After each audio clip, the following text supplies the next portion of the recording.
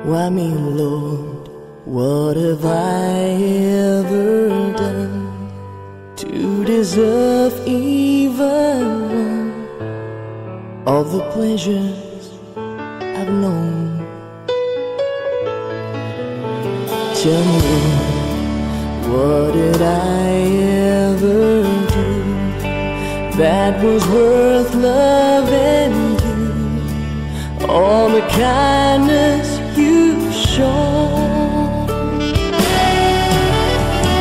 Lord, help me, Jesus, I've wasted it. So help me, Jesus, I know what I am.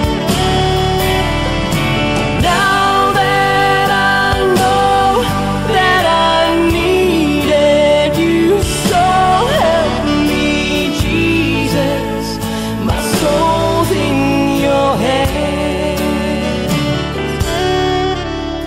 Tell me, Lord, if you think there's a way I can try to repay all I've taken from you,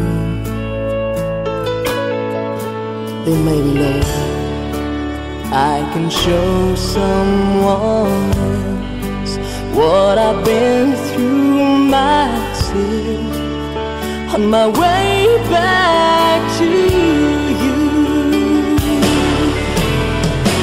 Lord, help me, Jesus, I've wasted it. So help me, Jesus, I know what I am. And now that I know that I needed you, so help me, Jesus, my soul's in your hands. Lord, help me, Jesus, I've wasted it. So help me, Jesus, I know what I am. And now that I know that I needed you, so help me, Jesus, my soul's in your hands. Jesus, my soul's in your hands.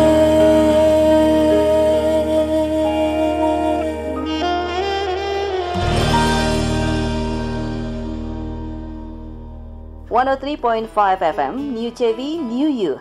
Halo pendengar CV, senang sekali Kristi bisa hadir dalam program Why Me Lord. Dan tentunya program ini hadir untuk Anda dan tidak akan Kristi hadir sendiri, pasti menghadirkan seseorang yang punya pengalaman yang ingin dibagikan dengan Anda pendengar CV. Kristi yakin Anda pasti tahu dengan sosoknya karena ini merupakan seorang artis yang cukup terkenal dengan beberapa album yang sudah dikeluarkan. Halo Kak Nindi, apa kabar? Halo Kristi, baik. Iya, Nindi Elis Selalu ya. baik. Kak Nindi, boleh cerita sedikit tentang bagaimana kok bisa terjun ke dunia nyanyi-menyanyi ini? Sebenarnya itu mujizat ya, karena kalau baca buku saya tuh ada tuh diceritain di situ. Saya kan bikin buku tuh Hidup Bukan Teka-teki, cuman udah nggak ada sih bukunya. Jadi di situ karena kami hidup dengan sangat miskin, tiba-tiba nih, karena kan waktu itu saya tinggal sama om saya ya, tiba-tiba ada tamu yang masih family lah gitu ya, nanya mau jadi penyanyi nggak gitu. Terus waktu itu saya tanpa berpikir panjang ya, saya langsung wah mau deh. Nah cuma untuk zaman dulu tuh tahun 85 tuh untuk jadi penyanyi itu kan harus ikut tes TV kan.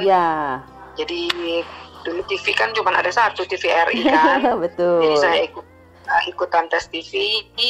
Nah dari 25 peserta saya sendiri kebetulan yang lulus. Nah setelah itu isi-isi acara TV, terus rekaman deh gitu. Oh gitu ya.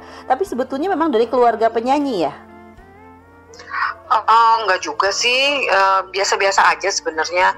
Kan saya kan mama saya orang Ambon, papa orang Padang. Jadi kalau orang Ambon tuh memang senang nyanyi, tapi nggak ada yang jadi penyanyi.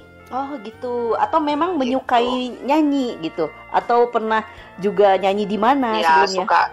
Suka nyanyi aja ya. suka nyanyi aja, pada keluarganya pada suka nyanyi. tapi bukan penyanyi. Tapi apakah memang pernah dilatih atau gimana? Kebetulan enggak sih, justru waktu saya udah jadi penyanyi baru ikut-ikut latihan nyanyi. Berarti hebat ya, bisa langsung mengalahkan 25 orang dan hanya satu yang lolos ya, itu makanya betul saya mujizat. bilang itu mujizat banget. Oke. Itu mujizat ya. Pada waktu itu usia berapa? 17 kira-kira.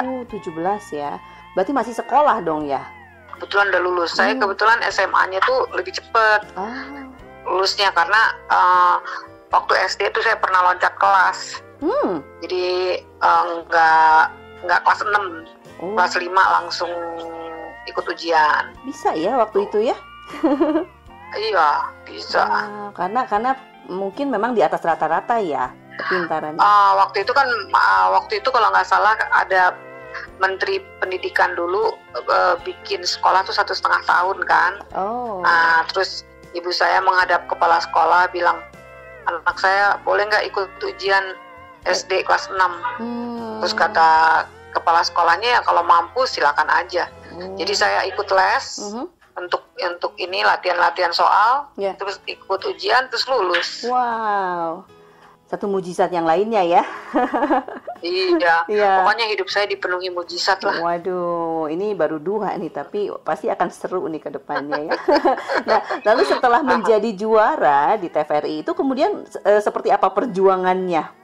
Jadi sebenarnya bukan juara TVRI. Jadi waktu itu setiap kali kita mau mengisi acara TV, walaupun orang itu udah punya album, dulu kan nggak bisa masuk.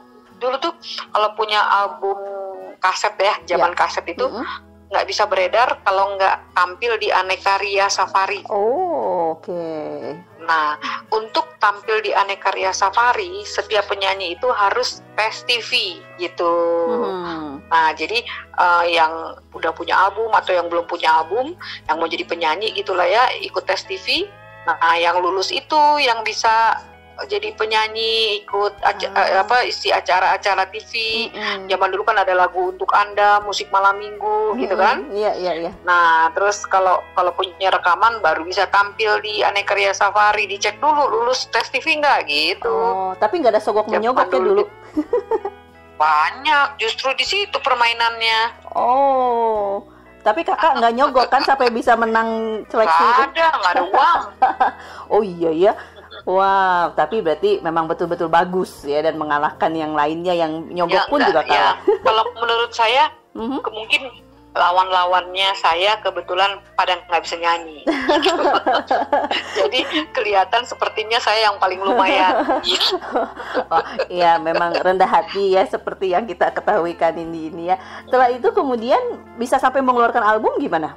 Iya, setelah itu kan saya ditawarin sama masuk di JK Record gitu ya. Zaman dulu kan JK Record itu di situ ada yang udah duluan keluar albumnya tuh Dian Piscesa, udah terkenal ya. Cintami. Terus siapa lagi ya?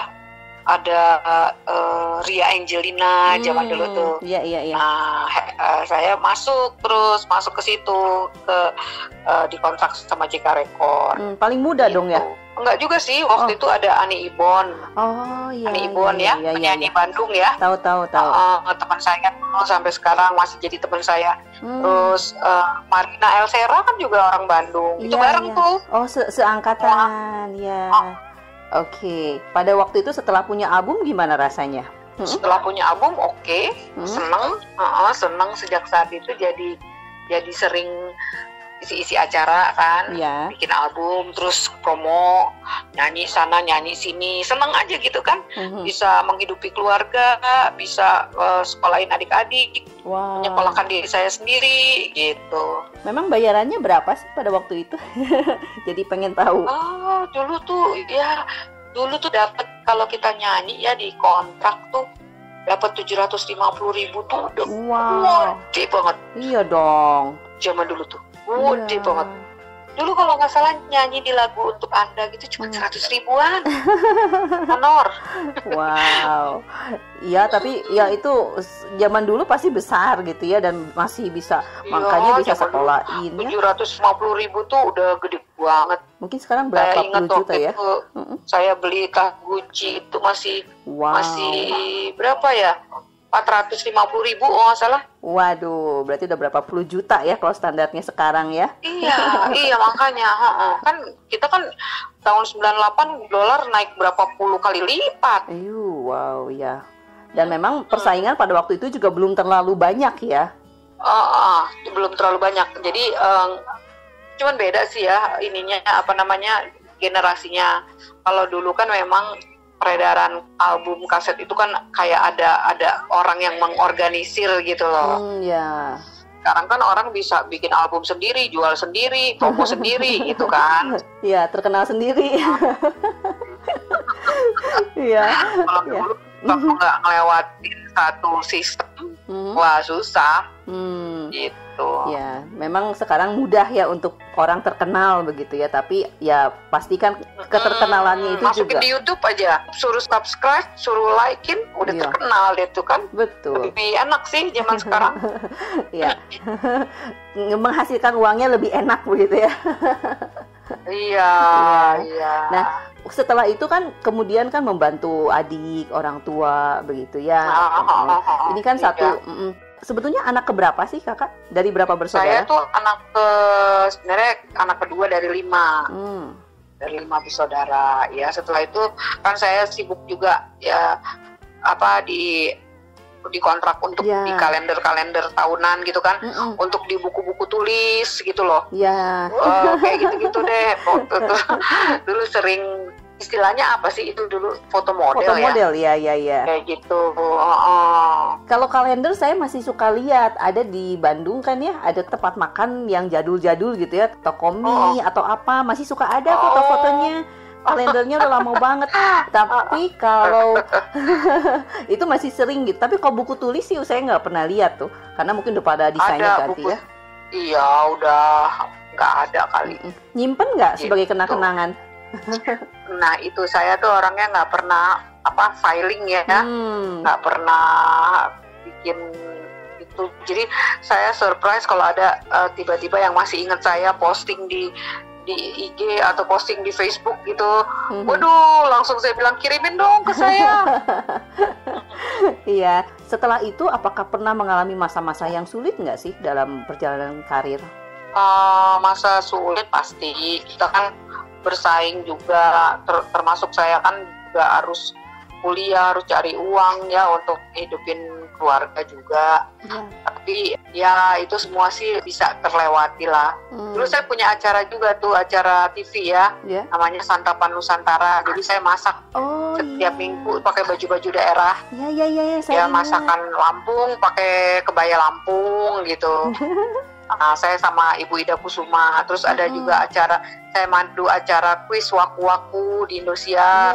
Terus saya memandu acara ini juga, apa tuh namanya, cuci mata sama Sandro Tobi.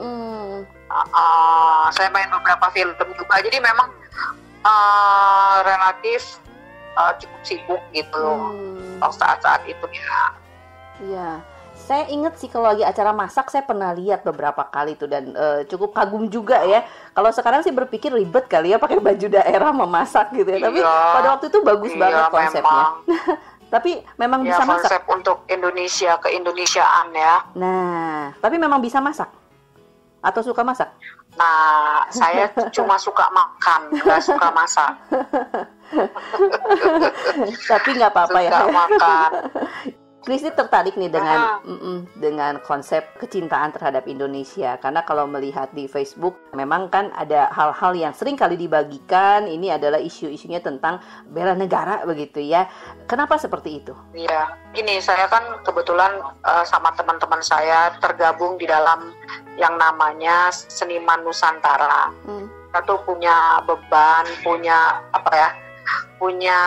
mimpi gitu. Indonesia itu menjadi seperti Indonesia yang diinginkan oleh pendiri bangsa kita, yaitu Bung Karno, bahwa dia melihat Indonesia itu dengan berbagai macam ragam perbedaan, kebudayaan, agama, suku, tapi hidup dalam keharmonisan, dalam kedamaian, saling membantu, bergotong royong. Itu kan yang dicita-citakan oleh Bung Karno. Tapi setelah beberapa tahun belakangan ini, politik Indonesia itu kan semakin dikerucutkan dengan yang namanya politik identitas.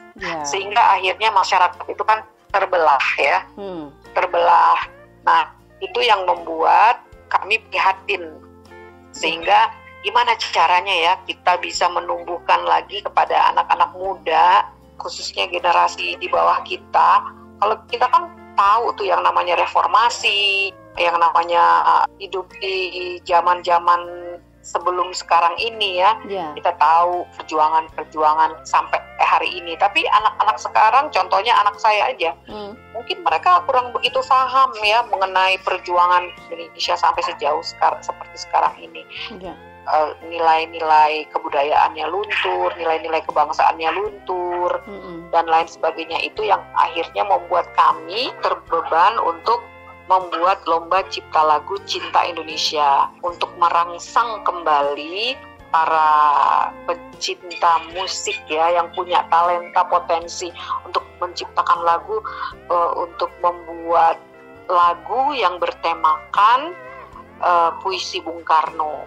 Aku melihat Indonesia itu. Mimpi tentang Bung Karno itu diingatkan kembali.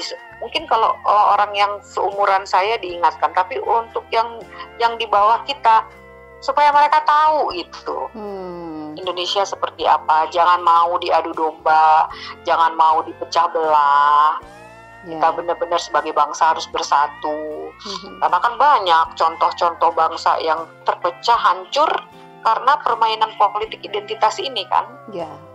Sebetulnya apa yang dirasakan oleh para seniman perbedaan pada masa dulu dan masa sekarang? Kalau kita zaman dulu ya, penyanyi atau pelaku seni gitu, betul-betul merasakan tidak ada perbedaan. Tidak ada perbedaan, saling support. Saya ingat banget saya waktu baru-baru nyanyi tuh satu panggung sama artis-artis senior, mereka begitu ramah, mereka kasih support kita, kamu pasti bisa, seolah-olah gitu loh, ya kan? Tapi kalau zaman sekarang sepertinya karena politik ini membuat dia pendukung siapa tuh? Dia pendukung gitu ya. Iya kan lah. Jadi akhirnya kita jadi ya prihatin lah istilahnya kan. Udah beberapa kali bikin konsolidasi pendukung-pendukung politik dari pihak sini ke pihak sini, dibikin konsolidasi supaya mereka bersatu gitu. Tapi begitu ada event politik terbelah lagi gitu. Paling dirasakan perubahannya di sekitar tahun berapa? 10 tahun terakhir inilah ya. 8-10 tahun terakhir ini. Setelah reformasi ini memang seperti kebablasan ya, boleh dibilang. Jadi maunya tuh bebas banget. Padahal kan kebebasan tanpa aturan, tanpa nilai, tanpa etika, kebebasan itu jadi hancur justru. Justru kebebasan itu harus diatur dengan etika, dengan aturan, dengan nilai, sehingga kebebasan itu memiliki makna. Kita bisa menikmati kebebasan itu dengan bangga gitu, dengan dengan rasa bersyukur, dengan bangga, dengan relief gitu loh. Tapi kalau kebebasan yang menabrak aturan, menabrak etika, menabrak nilai, akhirnya kebebasan yang dipayungi oleh ketakutan. Gitu. Yeah. Apakah ini karena perkembangan teknologi, kemudian kemudahan-kemudahan yang didapatkan oleh generasi sekarang yang berbeda dengan proses pembentukan generasi sebelumnya begitu ya, generasi kakak dan teman-teman yang lain begitu, hingga akhirnya terjadi gap seperti ini? Ya, bisa jadi. Justru itulah yang menjadi keprihatinan kita. Ya. Pokoknya gini, kita melakukan yang terbaik sebagai warga negara dan sebagai seniman. Sebagai pelaku seni, kita berusaha yang terbaik, memberikan yang terbaik, kontribusi yang terbaik untuk bangsa dan negara. Ya. Gitu. Tapi di antara komunitas seniman yang memang ingin melakukan atau ingin memberi dampak untuk mereka yang memang masih memandang bahwa kemerdekaan atau kebebasan ini didapatkan dengan mudah begitu, ini apakah ada juga seniman-seniman muda? Justru itu kita mau membangkitkan seniman-seniman muda. Jadi kalau sekarang itu kan nggak tahu perjuangan para pendiri bangsa, para pahlawan itu seperti apa kan. Nah, untuk mencapai reformasi ini berapa darah yang harus tertumpah itu? Ya, kerusuhan di mana-mana itu terlalu besar harga yang dibayar. Nah, itu setelah kita raih, jangan dong pakai kebebasan yang udah kita dapatkan dengan susah payah itu dengan seenak-enaknya, dengan sebebas-bebasnya. Kalau dibilang itu misalnya orang berbuat kesalahan dengan politik identitas, kita protes, kita apa, dibilang ini kita melakukan demokrasi, tapi demokrasi seperti apa gitu kan? Ya, dengan kondisi seperti sekarang ini, kemudian cukup banyak ya seniman-seniman ataupun juga orang-orang yang bisa terkenal dengan mudah dan cepat begitu ya. Apakah ada rasa optimis dari kakak dan teman-teman gitu untuk bisa mengubah Indonesia ini menjadi negara yang seperti diinginkan oleh pendiri negara kita ini, Suparno? Kita harus optimis. Ya. Di dalam rasa optimis itu selalu ada harapan kan. Ya. Kalau kita punya harapan, kita pasti optimis. Kalau udah nggak punya harapan, ya udah, jadinya akhirnya nggak peduli. Jadi EGP, emang gue pikirin, atau kisera-sera, terserah, whatever will be gitu kan. Iya. Tapi kita nggak mau begitu. Kita mau betul-betul menjadi orang-orang yang bisa memberikan kontribusi, baik itu pikiran, baik itu tenaga atau apapun, untuk membuat Indonesia ini menjadi lebih baik. Indonesia menjadi sesuai dengan apa yang dicita-citakan, apa yang menjadi harga yang telah dibayar oleh para pahlawan pendiri bangsa kita dan para pahlawan reformasi. Ya. Dan setidaknya untuk generasi yang merasakan perjuangan itu pasti kan akan sakit hati begitu ya, melihat kenapa sih sekarang kok generasi yang ini kok rasanya mengabaikan gitu apa yang sudah tertumpah begitu ya, darah, nyawa dan lain-lain ya. Iya, dan kalau kita punya rasa kebangsaan ya. Otomatis penyesatan yang terjadi dari politik, orang-orang yang memakai politik untuk memecah belah itu nggak akan terjadi karena kita udah kuat. Tapi karena kita kurang kuat, akhirnya disesatkan, dibelokkan, gampang terpengaruh. Makanya rasa cinta bangsa itu harus terus ditumbuhkan, kembali ditumbuhkan. Gitu. Ya. Dari apa yang disampaikan, Kristi bisa menebak begitu ya bahwa Kak Nindi ini orangnya juga tough ya, dan kalau membaca dari kisah di Facebook, ada pengalaman kakak terkena sakit ya kak ya, sakit apa kak? Kebetulan tahun 2018 divonis sakit kanker. Saya kanker payudara kan, stadium 4. Wow. Jadi mulai tanggal 7 Januari itu saya kemo. Kemo. Nah, kebetulan kanker saya ini jenisnya tertuplas. Kalau orang yang sakit kanker payudara pasti tahu HER2+ itu apa. Jadi kanker kan banyak jenis. Nah, kalau HER2+ itu sejenis jenis kanker, tapi yang pembelahannya itu lebih agresif, pembelahan selnya lebih agresif. Nah, dia itu nggak ada obatnya sebetulnya, kecuali di kemo dan ada targeted medicine yang namanya itu Herceptin, hanya itu obatnya. Jadi saya harus kemo, radiasi, dan suntik Herceptin selama 17 kali. Wow. Nah, bulan 2018 Juni saya dinyatakan clean gitu. Itu tahun 2018 ya. Cuma bulan Oktober 2018 itu yang kiri ya, kena lagi saya yang kanan.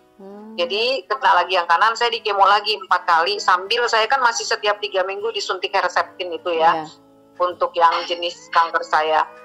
Nah, jadi kemo lagi 4 kali, tapi begitu bulan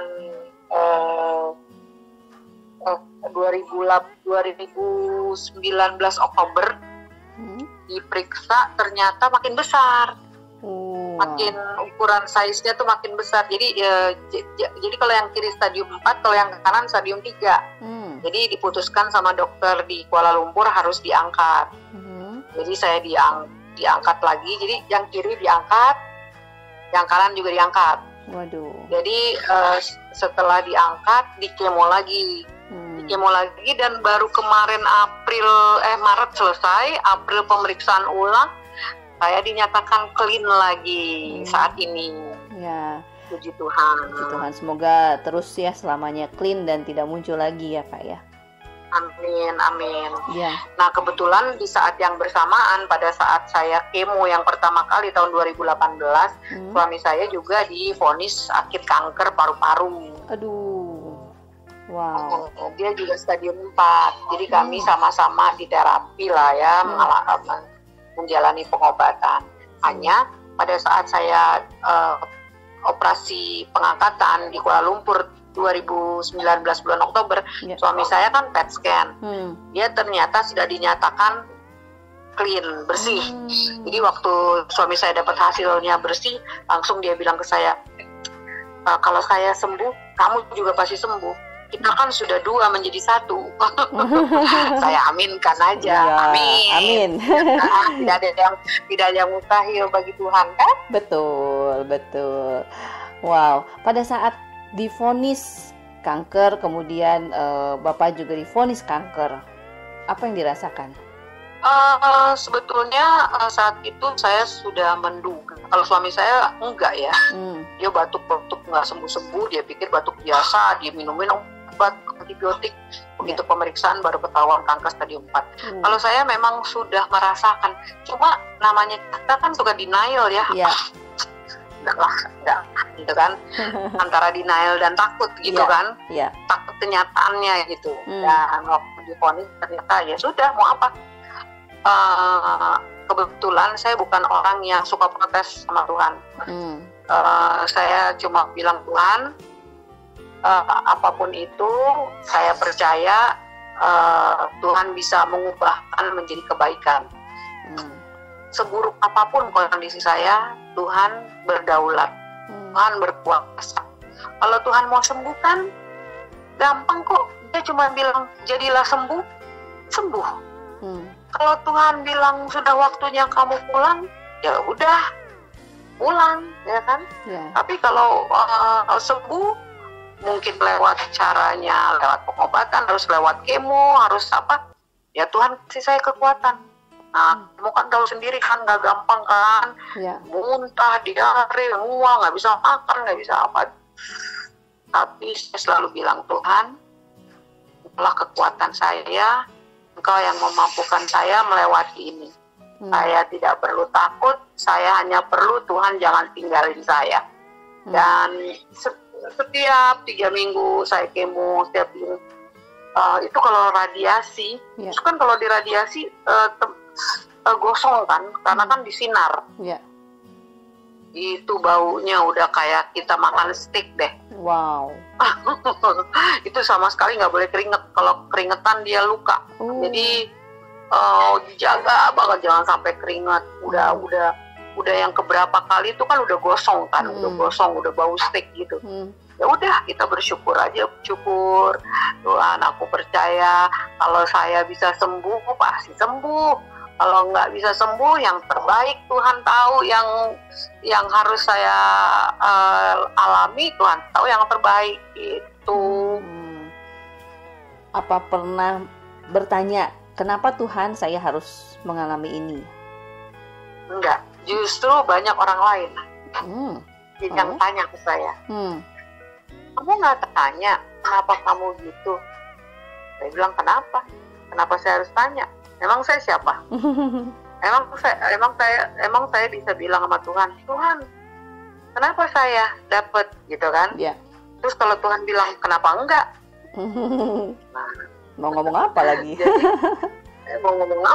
Jadi saya banyak orang yang tanya justru ke saya, kamu nggak cek apakah kamu biasa lah ya, orang-orang di sekitar kita yang barangkali kamu punya salah, kamu punya dosa, kamu punya apa gitu kan.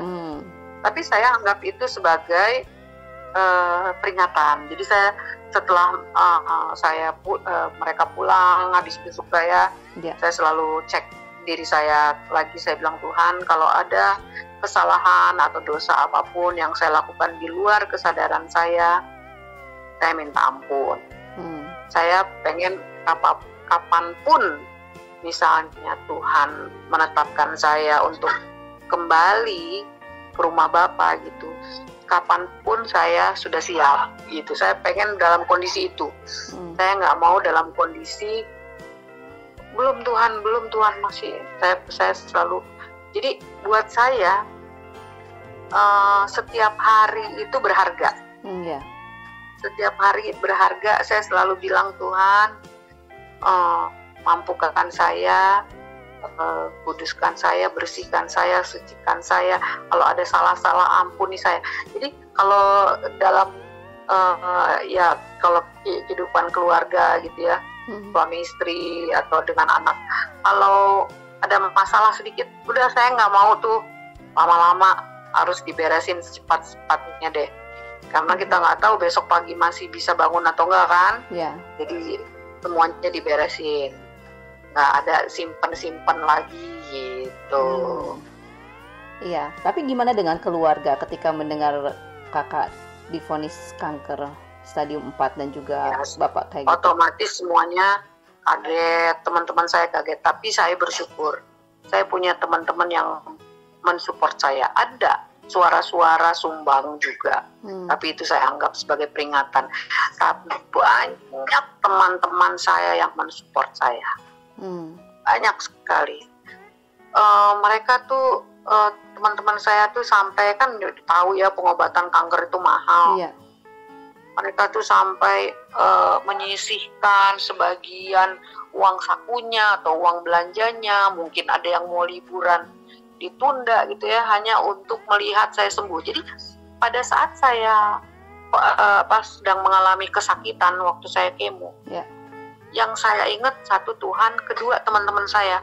Saya bilang ini, saya nggak mau kecewain teman-teman saya nggak mau drop, karena teman-teman saya sudah menaruh harapan bahwa saya harus sembuh. Saya kan pernah bilang ini, udahlah nggak usah sibuk-sibuk, gue udah cukup lama kok hidup gitu kan. Saya pernah bilang gitu. Enggak gitu, lu belum waktunya, lu jangan nyerah. Jadi teman-teman saya yang kasih saya support untuk saya terus. Jadi setiap kali saya lemas, setiap kali saya udah nggak kuat, itu kan kemo yang terakhir nih, tulang tuh kayak mau rontok nih, obat yang terakhir ya. Jadi saya tuh napak aja tuh nggak bisa. Itu saya bilang, Tuhan kasih saya kekuatan. Saya ingat teman-teman saya lagi doain saya, teman-teman saya lagi support saya gitu kan. Saya nggak mau ngecewain mereka. Saya bilang, Tuhan beri saya kekuatan, saya mampu, saya sanggup, saya bisa gitu. Jadi teman di komunitas saya, di di gereja, di persekutuan, di komunitas relawan, teman-teman artis yang mensupport saya, pokoknya suara sumbang sama suara yang mensupport saya itu nggak sebanding. Lebih banyak yang mensupport. Lebih banyak yang mensupport. Jadi itulah yang paling penting untuk teman-teman atau keluarga kita yang mengalami kanker. Supportlah mereka, berikan mereka kekuatan, berikan mereka penghiburan, besarkan hati mereka supaya mereka bisa melewati masa-masa yang berat itu, pengobatan itu dengan bersyukur dan bersuka cita. Karena gini kan, hati yang gembira kan adalah obat ya. Jadi kalau kita down, nah itu untuk orang kanker tuh nggak boleh, karena enzim-enzim yang negatif itu akan mempengaruhi kondisi kita. Gitu. Makanya benar banget firman Tuhan bilang, hati yang gembira adalah obat yang manjur. Semangat yang patah mengeringkan tulang. Semangat yang patah itu apa? Yaitu orang-orang yang putus asa gitu kan. Udah nggak mau sembuh. Jadi support dari teman-teman saya itu membuat saya bangkit, membuat saya saya harus sembuh karena saya nggak mau ngecewain mereka gitu. Ya, ketika dokter kemudian memberikan sebuah keputusan yang pasti memberatkan ya, ketika sebagai perempuan harus diangkat payudaranya kiri dan kanan gitu. Apa yang dirasakan? Gini, saya memang dari awal kan udah punya komitmen, maksudnya sama Tuhan tuh gini, Tuhan, saya tuh terserah Tuhan aja deh mau diapain. Maksudnya mau dengan kalau jalannya harus lewatin pengobatan 1, 2, 3, saya akan ikutin. Tapi berikan saya kekuatan. Jadi apapun vonis dari dokter, saya iya aja. Tapi mungkin ini nggak harus sama orang seperti saya pengalamannya. Tapi mungkin tips yang bagus juga. Saya merasa begini, kalau kita istilahnya nurut ya, istilahnya orang tua tuh kalau lagi ngajarin anaknya, saya nggak percaya ya bahwa penyakit ini dari Tuhan, bukan. Karena Tuhan tidak pernah merancangkan kecelakaan. Tuhan selalu merancangkan kebaikan, tapi Tuhan bisa pakai segala sesuatu yang buruk itu untuk menjadi kebaikan. Kan Roma di Alkitab dibilang Roma 8 ayat 28 kan, Tuhan turut bekerja dalam segala sesuatu untuk mendatangkan kebaikan bagi setiap orang yang mengasihi Dia. Jadi untuk orang-orang yang mengasihi Tuhan itu menjadi suatu kebaikan.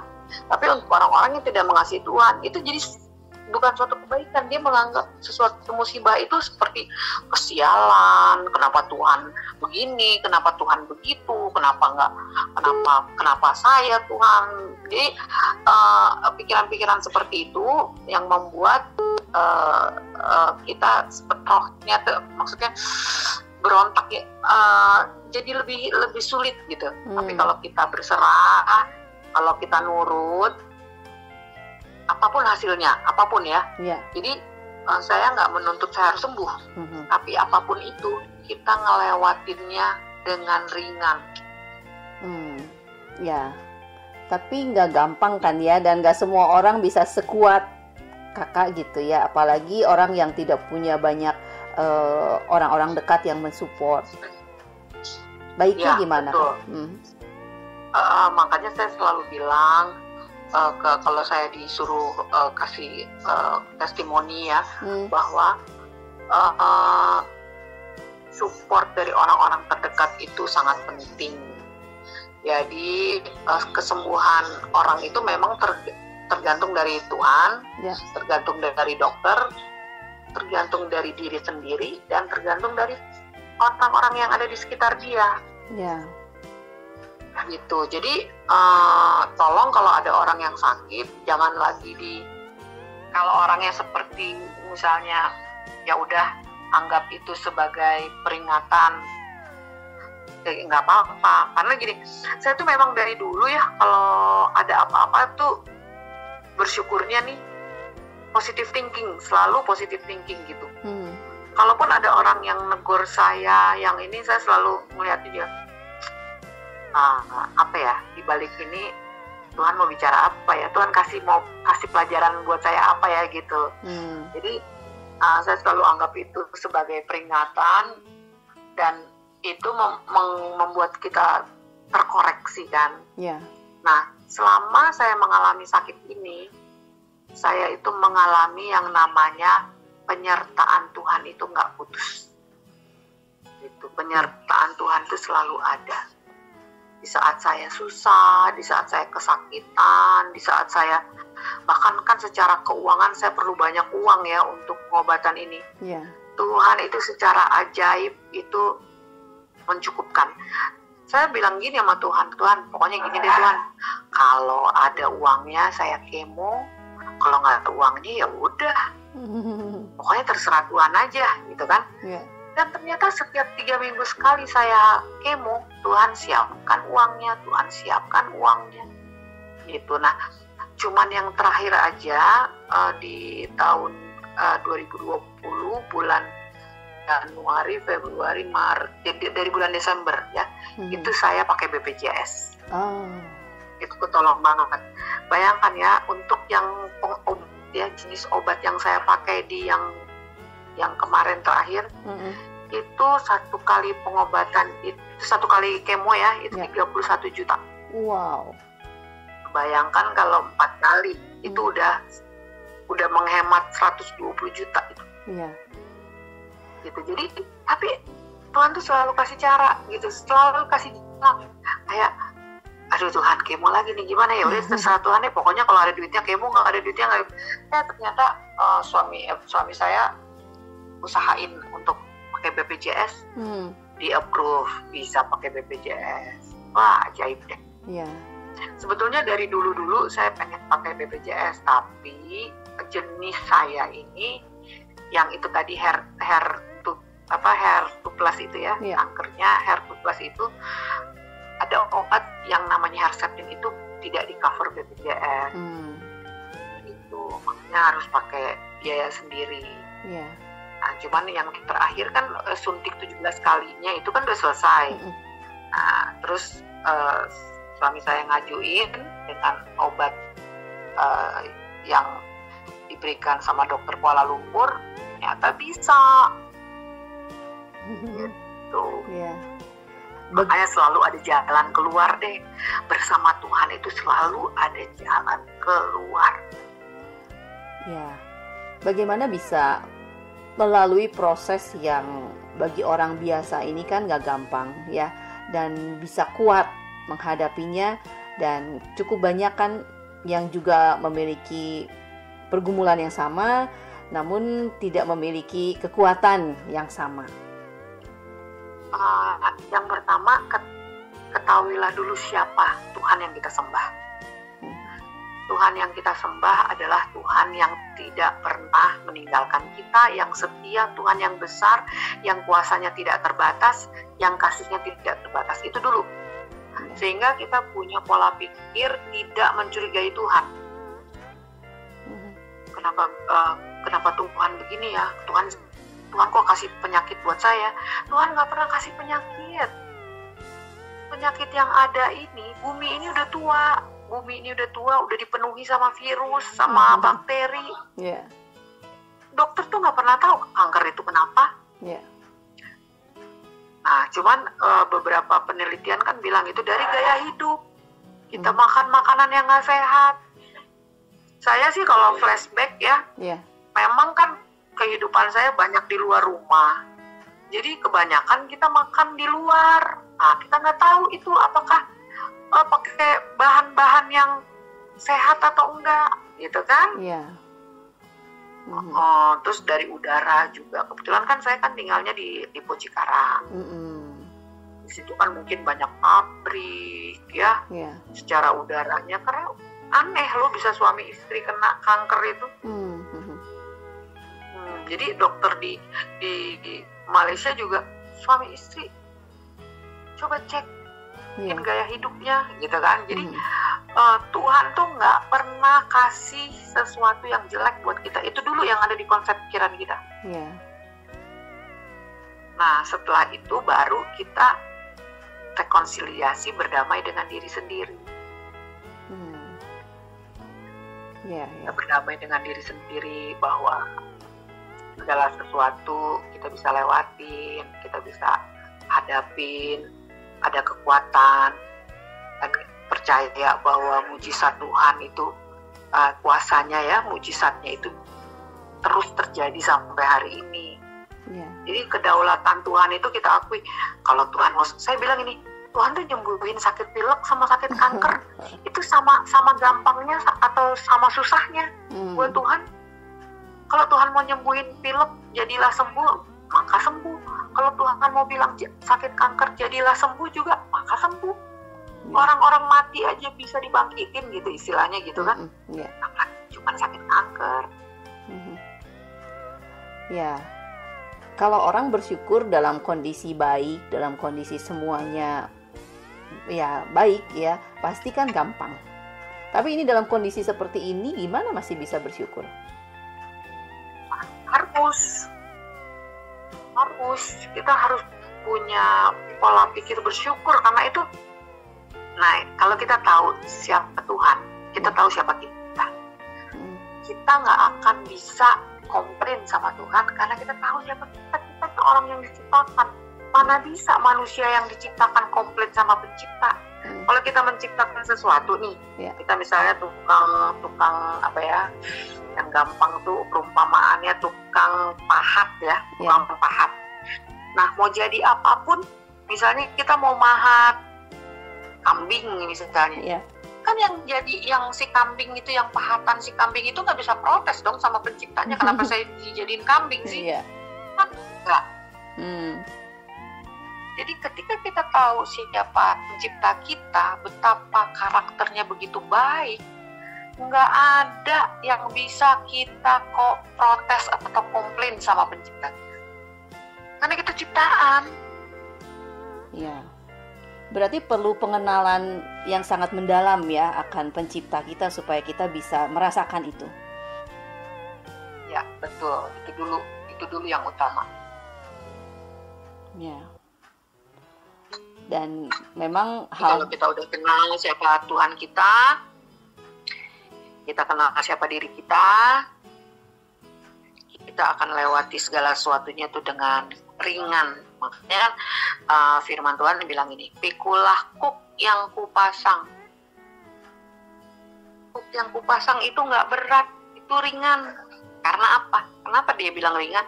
Karena dipikul bersama-sama dengan dia. Jadi saya betul-betul ngerasain dalam menghadapi sakit saya ini, Tuhan itu nggak pernah ninggalin saya. Dia ikut memikul beban kita, ikut memikul sakit kita. Ada perubahan fisik yang membuat kakak lebih jadi tidak percaya diri nggak? Karena kan rambut kan rontok begitu ya. Sebetulnya saya nggak percaya diri, tapi karena saya sudah dapat gambar diri yang jelas ya bahwa di hadapan Tuhan itu kita kan gini, kita itu makhluk roh yang berdiam di dalam tubuh kan. Manusia itu kan makhluk roh yang berdiam di dalam tubuh. Nah, tubuh itu pasti hancur. Tubuh pasti hancur. Jadi itu tinggal tunggu waktunya aja. Tapi rohnya kan enggak. Jadi yang terpenting adalah bukan tubuhnya, tapi rohnya. Tubuh pasti hancur. Jadi kalau saya konsentrasi ke rasa minder gitu ya, kan setiap kali ngaca, setiap kali itu kan selalu ada. Tapi puji Tuhannya tuh saya selalu gini, Tuhan terima kasih hari ini saya masih bisa hidup. Itu aja. Terserah deh orang mau. Justru saya bersyukur, saya menikmati itu proses rambut saya bisa pelan-pelan tumbuh gitu kan. Saya ikutin terus prosesnya. Setiap detik saya bersyukur deh pokoknya. Masih bisa hidup sampai hari ini tuh benar-benar mujizat. Bayangin kanan kiri. Betul. nggak kebayang. Kalau saya pun juga kayaknya susah kali ya, nggak bisa menceritakan sampai apa ya, kalau saya tangkap kok seperti mudah gitu menceritakannya. Padahal ini kan satu hal yang susah, yang berat. Nggak semua perempuan bisa begitu. Memang berat, tapi ya itu karena kekuatan saya bukan dari saya. Kekuatan saya betul-betul dari Tuhan yang memberikan saya kekuatan. Ya. Kan I can do all things through Christ who strengthen me. Jadi saya bisa melakukan segala sesuatunya ketika Tuhan ada bersama-sama dengan saya, yang memberi saya kekuatan. Gitu. Ada lagu atau quotes atau apa nggak yang menguatkan gitu pada saat selain dukungan dari keluarga dan teman-teman ketika betul-betul down banget? Jadi pada awal-awal pertama tuh saya selalu nyanyi dalam doa, maksudnya pada saat tidur gitu, mau tidur saya selalu nyanyi dalam hati. Apa ya lagunya ya? I love you, I love you, I love you. I love you, I love you, I love you. I love you, I love you, I love you. And my heart will follow only after you. Waduh, suaranya masih sangat merdu. Iya. Saya lupa apa judulnya, tapi waktu saat saya proses kemo itu yang lagu itu yang selalu terngiang-ngiang di telinga saya, di hati saya, di pikiran saya. Ya, karena Tuhan mengasihi kita begitu ya, itu yang menguatkan ya, walaupun dalam kondisi seperti ini. Iya. Ya. Oke.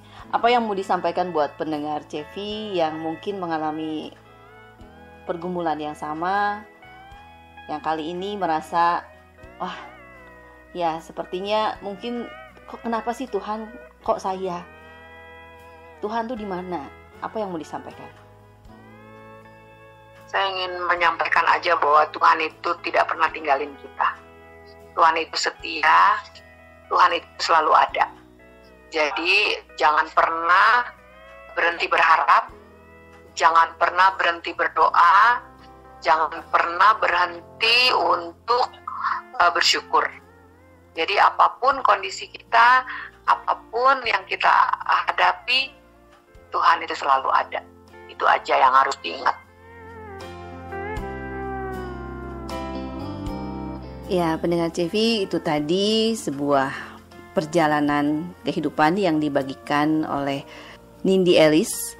Dan semoga apa yang dibagikan bisa menguatkan kita semua, memberikan kita pemahaman yang baru bahwa Tuhan itu baik, apapun keadaannya, bagaimanapun kondisi kita, bagaimanapun juga Tuhan tetap ada.